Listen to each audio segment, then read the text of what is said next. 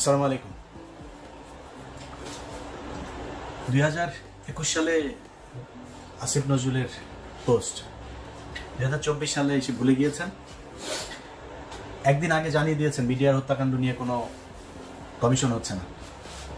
2 দিন আগে আমার সব শেষ ইউটিউবের যে ভিডিও সেখানে বলেছিলাম এবং চ্যালেঞ্জ দিয়ে বলেছিলাম যে বিডিআর হত্যাকাণ্ড নিয়ে কোনো কমিশন হচ্ছে না।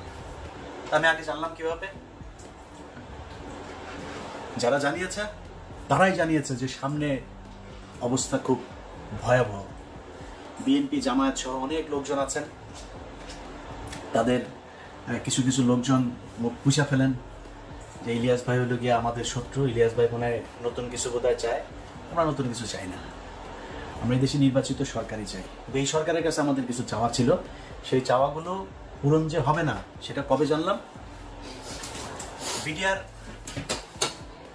হত্যাকাণ্ড নিয়ে যেসব জওয়ানরা জেলখানায় আছে, আমি কল্পনাও করি নাই যে 5 তারিখের পরে প্রথম শুনানি যেটা হইল সেখানে তাদেরকে ছাড়বে না। কিন্তু ছাড়া হয়নি। কেন ছাড়া হয়নি? এটা আমাকে প্রচন্ড রকমের অবাক করেছে। তারপর থেকে কিন্তু আমি এই আসিফ নজরুলদের আপনার করা শুরু করেছে। কারণ কি, খবর তো আছে যে বিডিআরের এই যে জওয়ান, এই বিডিআর জওয়ানদেরকে তারা ছাড়বে না। কারণ এদের কাছে অনেক তথ্য আছে, যেই তথ্য তারা বের করতে চায় না। 5 তারিখ থেকে আজ পর্যন্ত এর মাঝখানে 2 জন জওয়ানকে মারা হয়েছে। সামনে 9 তারিখে একটা শুনানি আছে, জামিন শুনানি, 4 নম্বর শুনানি 5 তারিখের পরে। 3টা শুনানির ভেতরে যে ছাত্র নেতারা আছেন, সমন্বয়করা, তাদেরকেও আমি বলেছি যে ওদের শুনানির দিন যাবেন। সব শেষ শুনানিতেও তাদেরকে খুব অনুরোধ করেছিলাম যাবেন, কেউ যায় নাই, কোনো মিডিয়াও যায় না, তাদেরকে না করে দেওয়া হয় এইসব বেশি আলোচনায় না আনতে। 9 তারিখে আরেকটা আছে, আমি প্রথম যেদিন দেখলাম যে এরা কেউ যায় না, সব শেষ তাদেরকে অনুরোধ করলাম, হাসনাত সহ সবাইকে অনুরোধ করলাম যে ভাই একটু যায় ওদের এটার ব্যাপারে, ওরা এখানে পরিবারগুলো থাকবে। সেই পরিবারগুলো দেশের বিভিন্ন জায়গা থেকে আসলো, কেউ গেল না, জামিন হয় না। একটার পর 3টা শুনানি গেল, 4 নম্বর শুনানি। বিডিআর হত্যাকাণ্ডের বিচার যদি হয় তাহলে এই দেশে অনেক কিছু পরিষ্কার হয়ে যাবে। এই কারণে বিডিআর হত্যাকাণ্ড নিয়ে তারা বিচার করবে না। আপনাদের মনে আছে বিএনপির পিন্টু ভাইকে জেলখানায় স্বাভাবিক মৃত্যু হয় নাই, তাকে মেরে ফেলা হয়েছে। কারণ পিন্টু ভাইকে যদি বাঁচিয়ে রাখতো তাহলে পিলখানা হত্যাকাণ্ড নিয়ে অনেক ঘটনা বের হয়ে যেত,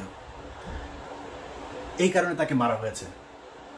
এখন এই যে বিডিআরের যারা সৈনিক আছে, আমি আমার কাছে কেউ কিছু বলেনি, কিন্তু আমার ধারণা, ধরেন সব শেষ এখানে যেই এই শুনানির পরের যে মাঝখানে যে সময়টা, এই সময়ের ভেতরে তারা একটা পরিকল্পনা করতে পারে। যেহেতু এটা নিয়ে অনেক আলোচনা হচ্ছে, আমরা এখান থেকে কয়েকজন সৈনিক ছাড়বো। সবাইকে ছাড়বে না, কান কেটে ফেলে দেবো যদি সৈনিকদের সবাইকে ছাড়ে। আরেকটা চ্যালেঞ্জ নিলাম, যান, ভিডিও রেখে দিলাম, তাই ভিডিওটা রেখে দেন। জানুয়ারি 9 তারিখের পরে, তারপরে এটা নিয়ে আপনারা চ্যালেঞ্জ আমার এটা গ্রহণ করবেন। তো এদেরকে ছাড়া হবে না। প্রথম ঘটনার পর থেকে বুঝলাম যে না, আমরা তো আসলে বিজয় উদযাপন করলাম, এত নাচাগানা করলাম, এই সরকার তো আসলে আমাদের সরকার না। এদের ভেতরে ডক্টর মোহাম্মদ ইউনূসকে সামনে রেখে সব ভেজাল চিটা সব এটার ভেতরে ঢুকিয়ে দেওয়া হয়েছে। ইন্ডিয়ান পুরো সেকেন্ড লেয়ারের যা আছে সব এই জায়গায় বসানো। ডক্টর মোহাম্মদ ইউনূস চাইলেও কিছু করতে পারে না। এখন ডক্টর মোহাম্মদ ইউনূসের সামনে রাস্তা একটাই আছে, উনি যে কোনো দিন শুনবেন যে উনি চলে গিয়েছে দেশ থেকে। এরপরে কি হবে? পুরো সেট আপ সাজিয়েছে আসিফ নজরুল, মাহফুজ আনাম, মতিউর রহমান। সব জায়গায় বিএনপির কিছু লোকজন আছেন, তাদের খুব মনে হয় আমার নিয়ে মনে হয় খুব কষ্ট। কিছু আমি ঢালাওভাবে বিএনপি জামাতকে নিয়ে ঢালাওভাবে কথা বলার মতো স্পর্ধা আমি দেখাইতে পারবো না। এই দলের মানুষ আমাকে প্রচণ্ড ভালোবাসেন, আমাকে প্রচণ্ড শ্রদ্ধা করেন, তাদের নিজেদের মানুষ মনে করেন। তারা ধান খেতে ঘুমিয়েছেন, তাদের অনেক মানুষ হত্যার শিকার হয়েছে। এই সব শেষ আন্দোলনেও 95% মানুষ জামাত এবং এই বিএনপির লোকজন মারা গিয়েছেন, শহীদ হয়েছেন যারা। অতএব আমরা এদের ব্যাপারে কথা বলতে গেলে রেসপেক্ট করে কথা বলতে হবে। আমার ব্যাপারে কথা বলতে গেলেও একটু রেসপেক্ট দেখায় কথা বলতে হবে। আমাকে বলা হয়েছে যে জামাতের গতকালকে একটা প্রতিবাদ জানিয়েছে আমার একটা বক্তব্য। সে বক্তব্য হচ্ছে, আমি বলেছি জামাতের যে নায়েবে আমির আছেন, ওই যে তাহের সাহেব, এই তাহের হচ্ছে রয়েল লোক।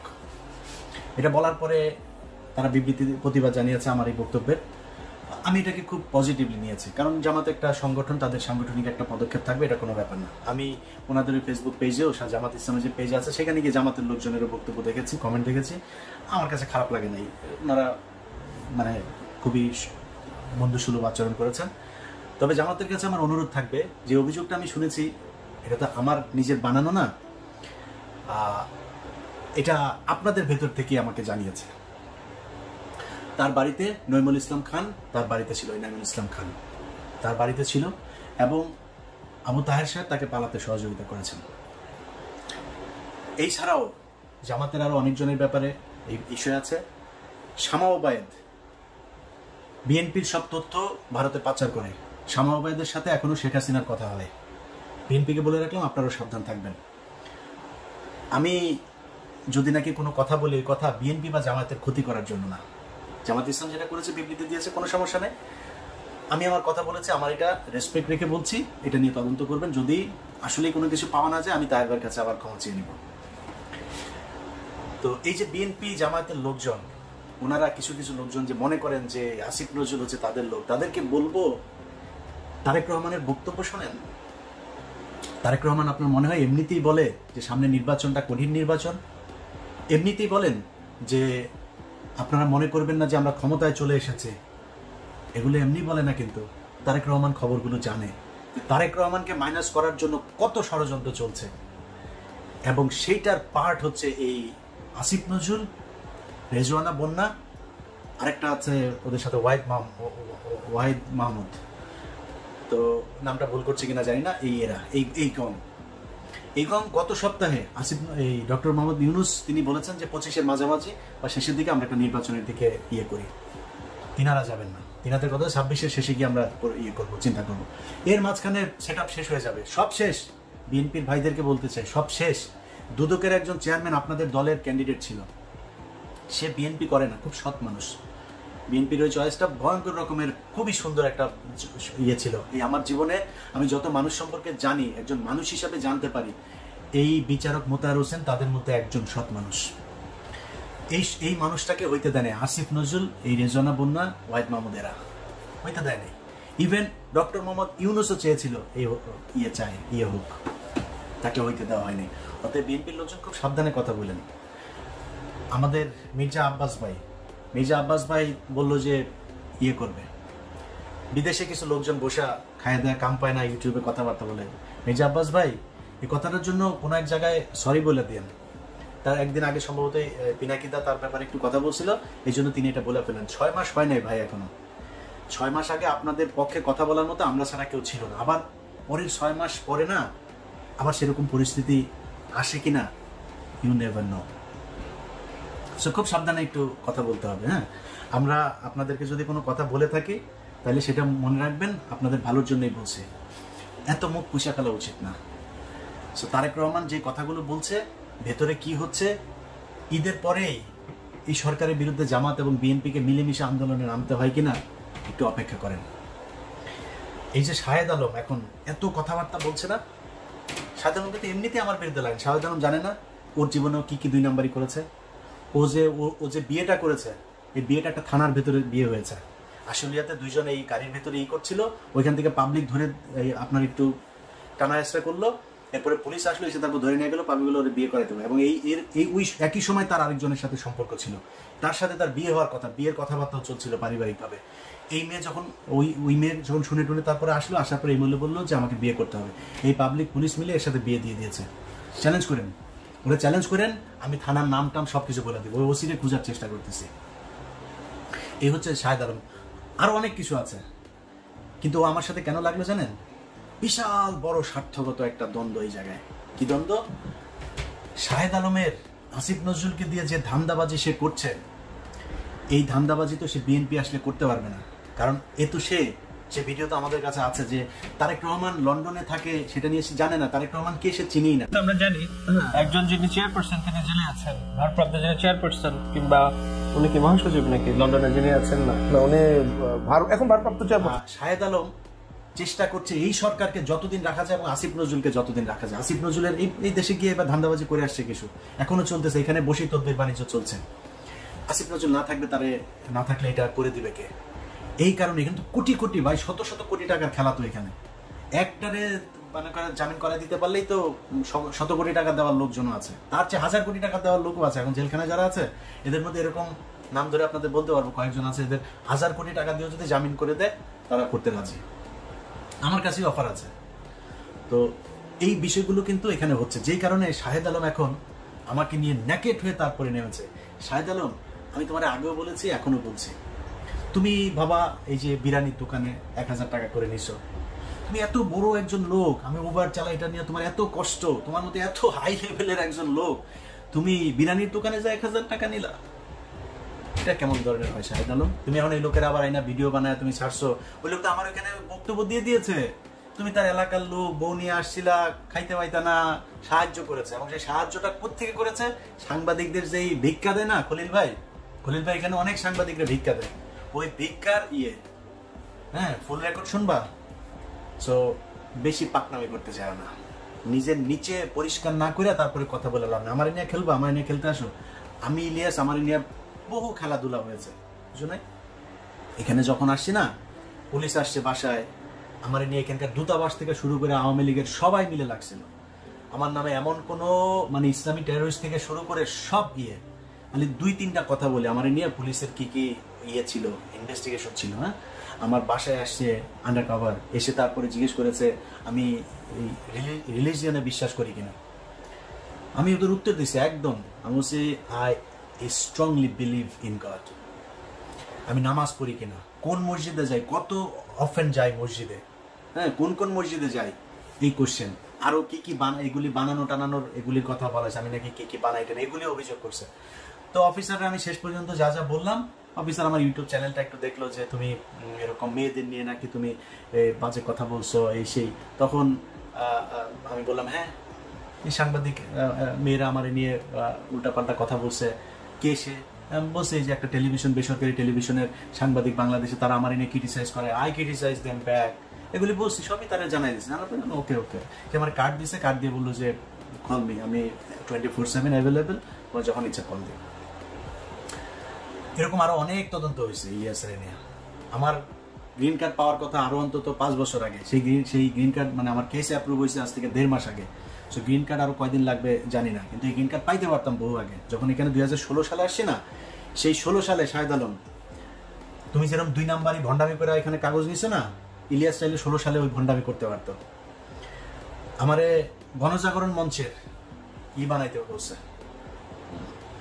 আমার লয়ার, যে আপনি গণজাগরণ মঞ্চে, তখন 2016 সাল, সবাই এটা দিয়ে কাগজ বানাচ্ছিল, যা যে অ্যাপ্লাই করছিল তাকে কাগজ দিয়ে দিচ্ছিল। আমি আর এটারে করি নাই। কেন করি নাই জানিস? কারণ ওইখানে যায়া লিখতে হইতো, আমার লয়ার আমার বলতেছিল যে খালি তোমার নাম চেঞ্জ করে দিলে হবে, একই ঘটনা সবাইকে দিয়ে দিচ্ছে, কেস হয়ে যাচ্ছে। যে বাংলাদেশের ফান্ডামেন্টালিস্ট যারা আছে তারা মানুষের ধরে ধরে জবাই করছে, ওই যে অভিজিৎ হত্যাকাণ্ড হইলো তখন এরা জবাই করছে। তারপরে গণজাগরণ মঞ্চে এরকম ইসলামিক যে ফান্ডামেন্টালিস্ট আছে, যে তারা এখানে একটা টেরোরিস্ট একটা অর্গানাইজেশন হিসাবে কাজ করছে, এরকম কথা বলতে। আমি চিন্তা করলাম যে আল্লাহ যদি আমাকে আমেরিকার কাগজ লিখে রাখেন বা আমাকে ভালো রাখেন, সেটা আমেরিকায় থাকলে হবে, বাংলাদেশে থাকলে হবে, যেখানে আল্লাহ মনে করেন ওইখানে। কিন্তু আমি এগুলি বলে আমি কোর্টে যাব, আমি ইমিগ্রেশন অফিসারের কাছে যাব, সে আমার এই লেখাটা পুরো পড়বে, পড়ে দেখবে যে মুসলমানরা এত খারাপ।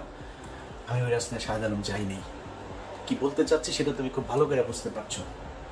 অতএব ওই কাগজ আমি নেই নাই। আর এরপরে এখানে এই যে উবার চালায় খাইটা এগুলি বলে পাবলিকলি কি বলদ বানানো যাবে? তোর বাসায় মহিলা মানুষ যে কটা আছে সব কটা প্রেগনেন্ট হয়ে যাওয়ার কথা, যেই গালি পোলাপান ধরে দিচ্ছে, আমার এই গালি দিলে জীবনে কোনোদিন ইউটিউবের সামনে আসতাম না। মানুষের সামনে যায় বলিস তুই এলে বিশাল জমিদারের নাতি, 1000 টাকা নিয়ে খলিল বিরিয়ানির থেকে খাওয়া লাগে। তুই এত বড় এক ডেভেলপার, তুই ওয়েব ডেভেলপ করিস, তুই প্রমোটার, তুই এখানে প্রমোশনের কাজ করে তারপরে 1000 টাকা তোরে সাংবাদিকদের খয়রাতির থেকে তোরে দেয়। মানুষের বুঝতে সমস্যা আছে, তুই আমি ভিডিও দিলেই হবে, খলিল বাইরে হাতে পায়ে ধরে আরেক ভিডিও বার করলেই হবে। শাহেদ আলম সহ যারা যারা এখন কিনা এদেরকে ক্ষমতায় রাখার জন্য চেষ্টা করছে, এটা তাদের স্বার্থের কারণে, দেশের কারণে। শাহেদ আলম এই সে মানুষের কাছে বলে বেড়ায় তার নাকি দেশের বিশাল আকারে অবদান। এ হলো সেই ব্যক্তি 2018 সালে আওয়ামী লীগের কাছ থেকে টাকা পয়সা খেয়ে সব বিভ্রান্তিমূলক কথাবার্তা বলতো, মনে আছে? ইসকনের কাছ থেকে টাকা নিয়ে তারপরে সে এখানে বাড়ি কিনেছে 2টা। ও এখন বলে ওর বউ বলে ইঞ্জিনিয়ার, ওর বউ ইঞ্জিনিয়ার, কাজ করে কি এখানে রিসেপশনিস্ট। এত বড় একটা ইঞ্জিনিয়ারকে যা রিসেপশনে বসায় রাখা হয়েছে।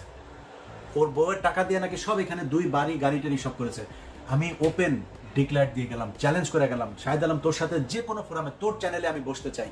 আমি আমার ট্যাক্স ফাইল থেকে শুরু করে আমি আমার স্বচ্ছতা নিয়ে আসবার। তোর বউ ইনজানুয়ার একটা আছে না, তোর বউ ইনজানুয়ার কোন জায়গায় ইনজানুয়ারি করে তারপরে এই তোর বাড়ি 2টা করে দিল, ট্যাক্স ফাইল দেখা। এই দেশে তোর বউর মতো এত বিশাল বিশাল বড় একজন নাসার ইঞ্জিনিয়ারের তো তুই করতে পারবি না, তাই না? টাকা ছাড়া তো ক্যাশে তো আর টাকা দেয় না, তাই না? চেকের মাধ্যমে টাকা দিয়েছে। সো চেক আছে, চেক দেখাস, কান কেটে ফেলবো। এখন তোর বাপ আসিফ নজরুলের কাছ থেকে আরো ধান্দাবাজি করে আরো বাড়ি করার চিন্তা ভাবনা করছিস। সো এইসব টাকা পয়সা তো বের হয়ে যাবে এক সময়।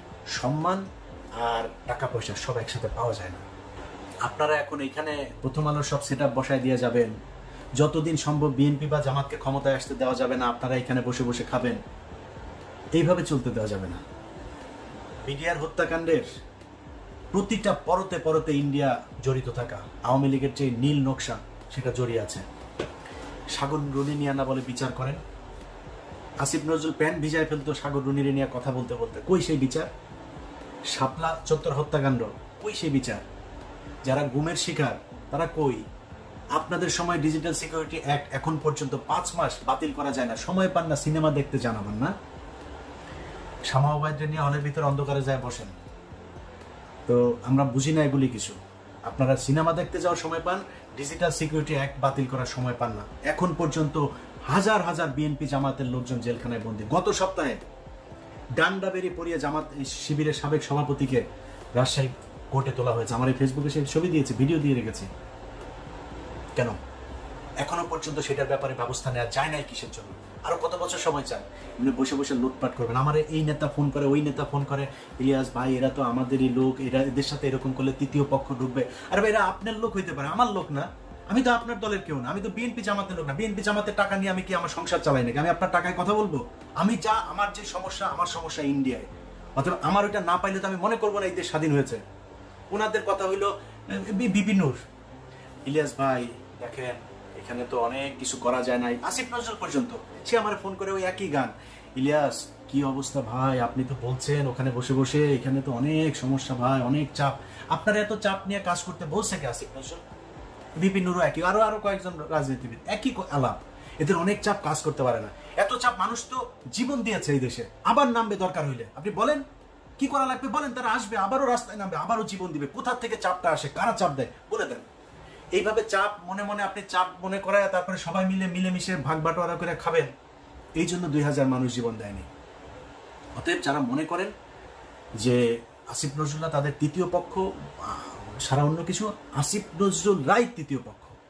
তারাই আপনাদেরকে বিএনপি এবং জামায়াতকে মাইনাস করার জন্য আপনারা মনে করছেন বিএনপির কিছু লোকজনের এই সুবিধা, কি সুবিধা দিয়েছে? গরুর হাট, মাঠ আর ঘাট, এগুলো আপনারা এখন দখল করে খাচ্ছেন, তাই না? তো এটা খেয়েই খুশি। আর কিছু মামলা বাণিজ্য, তদবির বাণিজ্য টাণিজ্য হচ্ছে ওই জায়গায়, এইসবই 2 নাম্বারই কিছু কাজ, আর কিছু জায়গায় চাঁদাবাজিও হচ্ছে। এগুলো করে বিএনপি জামাত খুশি।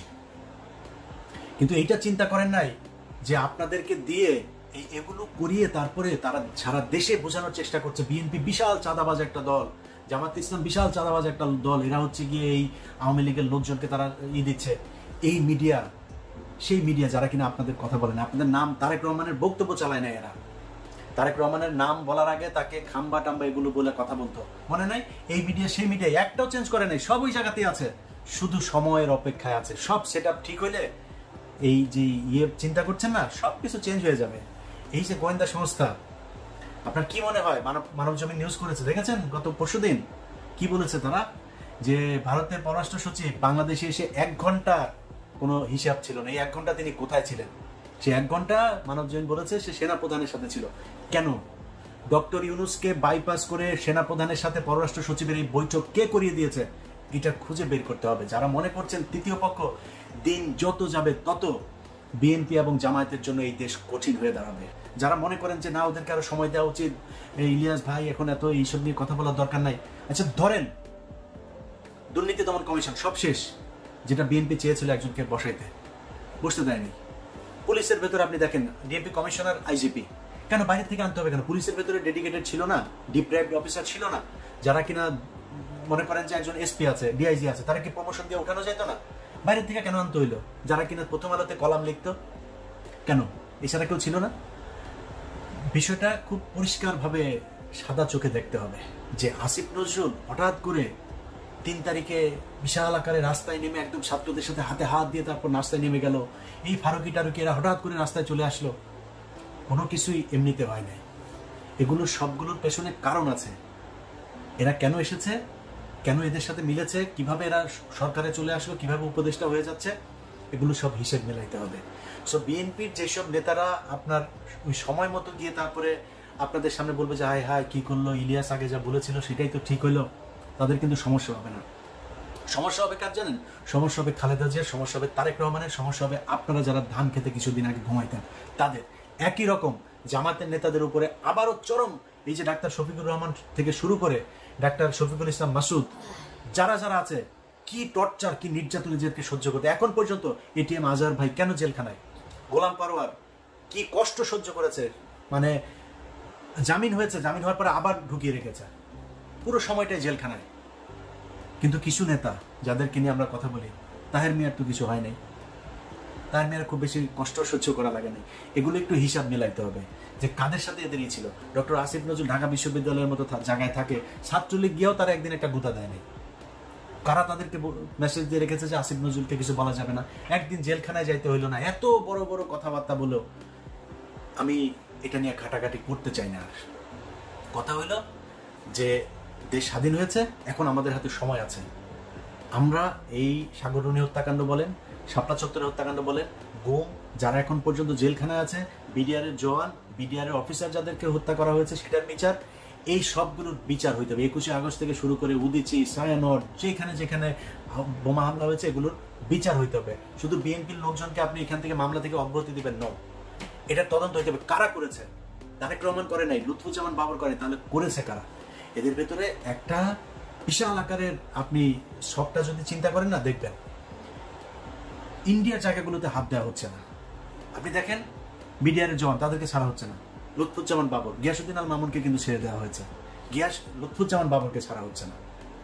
ডিজিএফ এর আপনার সাবেক যেই কর্মকর্তা রেজ্জাকুল হায়দারকে ছাড়া হচ্ছে না। কিন্তু আব্দুর রহিম, ওনাকে কিন্তু মেরে ফেলা হয়েছে। এইভাবে যারা যারা এখন পর্যন্ত এদের বিপক্ষে, যাদেরকে দিয়ে ইন্ডিয়ার এইসব জিনিস সব বের হয়ে যাবে, তাদেরকে দেখবেন আস্তে আস্তে মেরে ফেলা হচ্ছে। রাস্তাঘাটেও দেখবেন এখন অনেক দুর্ঘটনায় মানুষ মারা যাচ্ছে। এগুলো এইভাবে খুব সুপরিকল্পিতভাবে তারা তাদের জায়গাগুলো পরিষ্কার করছে, খালি দেখছে যে কারা আমাদের বিপক্ষে, তারপরে তারা ঠিকই আবার ছবল দেবে। যাই হোক দর্শক, আপনাদেরকে আমার শেষ যে বক্তব্য সেটা আমি আপনাদের জানাইতে চাই। নিজেকে আসলেই মাঝে মধ্যে খুব অসহায় মনে হয়, যে মনে হচ্ছে কিনা আমরাই কি করছে কিনা, আমরাই কি ভুল পথে হাঁটছি কিনা, এটা নিয়েও না চিন্তা করি। তো চিন্তা করে পাই না আসলে, মানে এত মানুষ, এত বিশাল একটা দেশ, ভাই এত বড় একটা ঘটনার পরে কারো কি ইচ্ছা করে না যে না, দেশটা আসলে একটু ভালো কিছু হোক? সব মনে হচ্ছে তারা ক্ষমতায় এসছে, কিছু টাকা পয়সা লুটপাট করবে, সেই আওয়ামী লীগের মতো একইভাবে চলবে দেশ। এই দেশের জন্য কি করলেন রে ভাই? জিনিসপত্রের দাম থেকে শুরু করে কোনো জায়গার কার্যকর কোনো পদক্ষেপ নাই। তারা সিনেমা দেখতে চায়। এইভাবে দেশই করার জন্য এতগুলি মানুষ মারা গেল। তো আপনাদের কাছে অনুরোধ, ভাই এগুলি দেখলে খারাপ লাগে, যদি এইসব ছায়া দিয়ে যদি চুপ থাকতে পারতাম তাহলে অনেক ভালো থাকতাম। সবাই ভালো থাকেন, আল্লাহ হাফেজ।